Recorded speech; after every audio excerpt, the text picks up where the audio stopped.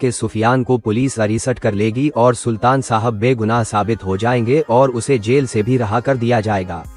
दूसरी तरफ हुरम को भी यकीन आ जाएगा कि शाजिल का उन सब में कोई कसूर नहीं है, क्योंकि शाजिल ने हर मुश्किल में इसका साथ दिया है और शाजिल ने अपने बाप, जिससे वो इतना प्यार करता था, हुरम की खातिर खुद अपने ही बाप को हवालात में बंद करवा आया था।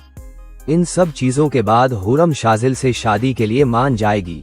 इसके बाद हुरम की माँ उन दोनों की शादी करवा देगी।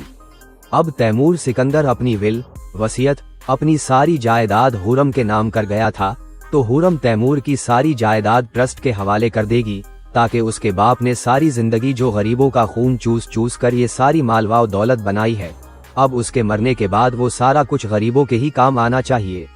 अब सुल्तान भी जेल से बाहर आने के बाद मुकम्मल तौर पर बदल जाएगा।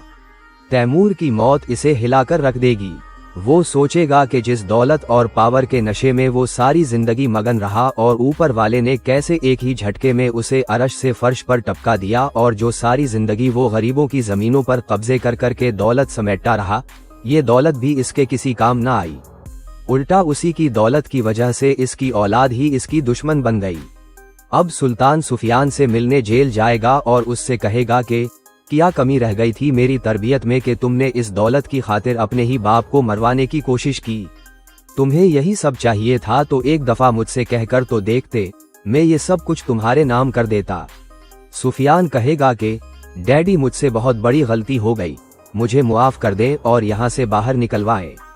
तो सुफियान का बाप कहेगा कि इस जेल से मैं खुद को भी बाहर नहीं निकलवा पाया तो तुम्हें कैसे निकलवाऊंगा। इसके बाद सुल्तान भी अपनी सारी जायदाद बेचकर उन लोगों की रकम वापसी करेगा जिनसे छीन छीन कर उसने सब कुछ बनाया था, और जाकर किसी दरबार पर बैठ जाएगा और अपने गुनाहों की अपने रब से माफी मांगेगा। और उसी तरह इस ड्रामे का एंड हो जाएगा।